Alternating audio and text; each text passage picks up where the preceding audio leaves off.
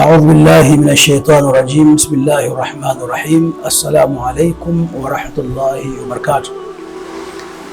الحمد لله رب العالمين، والصلاة والسلام على رسوله الأمين محمد بن عبد الله صلى الله عليه وعلى آله وأصحابه أجمعين. أما بعد، baada kumshukuru Mwenyezi Mungu Subhanahu wa Ta'ala na kumtakia rehema na amani mtukufu wa daraja Bwana Mtume Muhammad sallallahu alayhi wasallam. Ndugu zangu,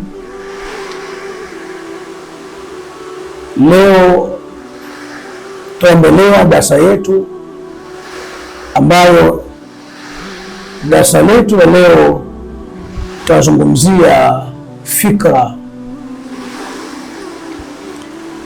Fikra ni kitu muhimu sana. Katika vitu muhimu, basi fikra pia ni kitu muhimu sana. Watuambia wataalamu kwamba fa inna tafkira shabakatul ulumi, hakika ya fikra ndio wavu wa kuvulia elimu.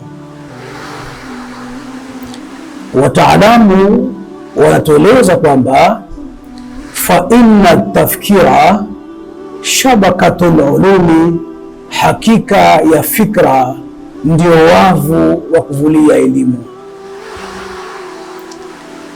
Na kuthibitisha maneno haya ni kauli ya Bwana Mtume Muhammad sallallahu alayhi wasallam.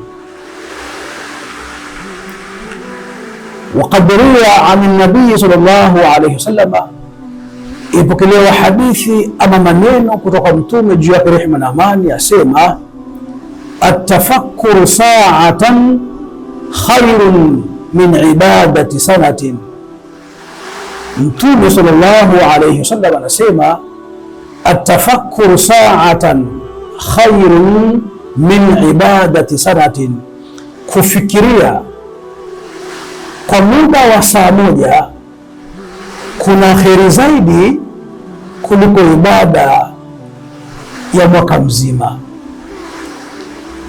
Mwanadamu akajipa nafasi na fursa ya kukaa na akatulia akafikiria mambo kabla hajayatenda, Mtume sallallahu alayhi wasallama anasema kwamba atafakkuru sa'atan khairu min ibadati sanatin, kufikiria takriban saa nzima, basi kitendo hiki ni bora zaidi kuliko ibada za mwaka mzima.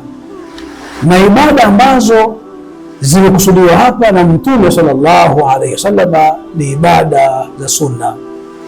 Kwa hiyo utaona kwamba kufikiria kuna umuhimu kiasi gani, na watu wengi wamepata matatizo katika dunia hii kwa sababu ya kufanya mambo bila kufikiria. Leo kuna watu wamehukumiwa jela, kuna watu wamehukumiwa kufungwa, kuna watu wamehukumiwa kifo, na kuna watu wamekimbia miji yao baada ya kuwa walifanya mambo bila kutafakari. Tunaona na tunasikia katika vyombo vya habari kwamba leo inafika mahala mwanamume kamuua mke wake, anakamatwa na vyombo vya dola, anafikishwa polisi, mwisho wa siku anapelekwa mahakamani, na anapohojiwa anakwambia kwamba sababu ya kumuua mke wake ni kwamba aidha mke alimnyima tendo la ndoa. Lakini ukitafakari na ukafikiria kwa makini zaidi, mwanamume huyu na mke wake wameishi takriban miaka 8 mpaka 10, 15 mpaka 20, lakini wamezaa watoto 3, 4, 2, 1. Lakini wajiuliza kwamba kama hawa wanandoa walizaa watoto, ina maana mpaka huyu mwanamke alimzalia huyu bwana mtoto, alimkubalia tendo la ndoa ama alimpa tendo la ndoa, lakini kwa kitendo cha kukataliwa siku moja bila kuhoji wala kuuliza wala kufuatilia kwa nini mkewe labda amekataa tendo la ndoa kwa siku hiyo, wala kufikiria, basi anaghadhibika, anaashumu kwamba inawezekana mkewe anamsaliti, anaamua kumpiga mpaka anamuua, anakatisha uhai na maisha ya mwanamke yule. Matokeo yake anafungwa ama anafia jela. Kwa nini? Alifanya baadhi ya mambo bila kufikiria. Tunaona walimu wanawapiga watoto, wanawajeruhi mpaka wanawavunja viungo kwa sababu ya kutofikiria kwamba huyu ni mdogo, pawa yake na ya kwangu havilingani, lakini ghadhabu moja kwa moja anachukulia ghadhabu ile, basi haipi akili yake kufikiria baadhi ya mambo, anaamua kufanya jambo ambalo lina madhara makubwa katika maisha yake. Kwa hiyo Mtume sallallahu alayhi wasallam ametufundisha na akatwambia, atafakkur sa'atan khairun min ibadati sanatin, kufikiria kwa muda wa saa moja kuna kheri zaidi, kuna kheri nyingi na ni bora zaidi kuliko ibada ya mwaka mzima. Maneno haya Mtume sallallahu alaihi wasallam aliposema kufikiria kwa muda wa saa moja, hakuwa na maana kwamba lazima mtu akae saa nzima takriban dakika 60 anafikiria jambo moja, la, bali Mtume sallallahu alaihi wasallam akatoa njia kutuonyesha umuhimu wa fikra, kwamba mtu aweza akaa japo muda mchache tu, basi akatafakari kwanza mambo kisha akatenda mambo. Na akasema tena Mtume sallallahu alaihi wasallam, idha aradta an taf'ala amran fatadabbara awwala aqibatahu fa in kana khairan famdi wa in kana sharran faddah. Mtume sallallahu alayhi wasallam atufundisha kwamba idha aradta an taf'ala amran fatadabbara, ukitaka kufanya jambo lolote kabla hujafanya, kwanza lichunguze, lipime jambo lile, mwanzo wake, katikati yake na mwisho wake. Akasema Mtume sallallahu alayhi wasallam, fa in kana khairan famdi, ukiona jambo hili kule mwisho kuna kheri kubwa, basi lifanye jambo hilo. In kana sharran fanta, lakini ukiona kuna shari, ukiona kuna madhara kule mbele, Mtume sallallahu alaihi wasallam anasema liache. Kwa hiyo utaona namna gani Mtume sallallahu alaihi wasallam atufundisha namna ya kuishi katika dunia hii ya Mwenyezi Mungu Subhanahu wa Ta'ala. Na tunapozungumza fikra, fikra ni nini? Tunapozungumza fikra, maana yake nini? Fikra maanahu huwa isti'malu al-ma'lumi li ma'rifati al-majhuli.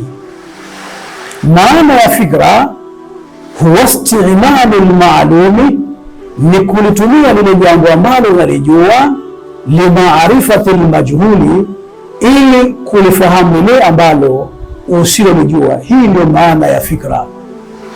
Kama mtu angesoma baada ya elimu zake mbalimbali, kujua Qur'ani na akajua hadithi za Mtume Muhammad sallallahu alaihi wasallam, akasoma baadhi ya elimu mbalimbali, angejua namna ya kuishi na watu.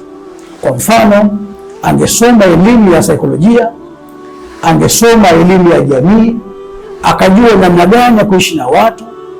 Angesoma elimu ya malezi, kama yeye ni mwalimu, angeishi vizuri na wanafunzi wake, angejua namna ya kuwalea.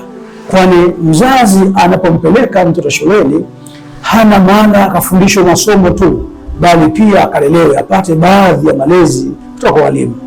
Kwa hiyo kama mtu hakutumia elimu yake ili kuendea lile ambalo asilojua, basi mwisho wa siku atakuwa hana fikra bora, atakuwa hana fikra sahihi, atashindwa kuishi na jamii inamzunguka. Atafakuru maanahu, kufikiria maana yake, wastimalu lmaalumi limaarifati lmajhuli, ni kutumia lile ambalo unalolijua ili kuendea yale ambayo usiyoyajua. Tena akasema bitariqi lqiyas, kwa njia ya kitaalamu, kwa njia ya elimu. Kufikiria pia kumebebwa na elimu. Mtu ambaye hana elimu, huyu hatumiti kwamba anafikiria, huyu anawaza tu. Mtu ambaye hana elimu, huyu hatumiti kwamba ana fikra, huyu anawaza. Kwa kuwaza kunaweza kuwa ile mawazo yakawa sahihi ama mawazo yale sio sahihi. Kwa hata mwizi pia huwa anawaza, mimi nikavunje sehemu fulani, lakini mawazo yale sio sahihi. Jambazi pia anawaza, nikavunje sehemu fulani, mawazo yale sio sahihi. Kwa hiyo ili lipatikane jambo sahihi, linatakiwa ni fikra na sio kuwaza. Mtume sallallahu alaihi wasallam akasema, atafakkur sa'atan khairun min ibadati sanatin, kufikiria mwanadamu kwa muda wa saa moja, ukajipa muda na fursa wale 10, 20, 30, nusu saa hivi, ukafikiria kabla ya kutenda, basi utajikuta una kheri nyingi na unapatia sana na unaishi na watu jamii kuzunguka vizuri kwa salama na amani. Lakini leo watu wamefungwa na watu wamekuwa kuuawa kwa sababu hawakufikiria kabla ya kutenda. Kwa hiyo walitenda, afu mwisho wa siku imekuwa yala itani, ilikuwa majuto mengi. Mtu anajuta kwa nini alifanya, lakini anajuta hali ya kuwa amekwisha hukumiwa, yuko chini ya mikono ya sheria na pengine amehukumiwa kufunga. Ndugu zangu Waislamu, wasikilizaji, watazamaji, napenda kukumbusha kwamba kabla hatujafanya mambo, basi lazima kwanza tufikirie, ili tufanye mambo yetu kiweledi na tupatie katika yale ambayo tunakusudia kuyafanya. Inshallah, tumombe Mwenyezi Mungu Subhanahu wa Ta'ala atujalie kuona haki kwamba hii ni haki tuifuate, lakini pia tunamwomba Mwenyezi Mungu Subhanahu wa Ta'ala atujalie kuona batil kwamba hii ni batil, pia atupe uwezo wa kuepukana nayo. Wa sallallahu ala sayyidina Muhammad wa ala alihi wa sahbihi wasallam. Wassalamu alaykum wa rahmatullahi wa barakatuh.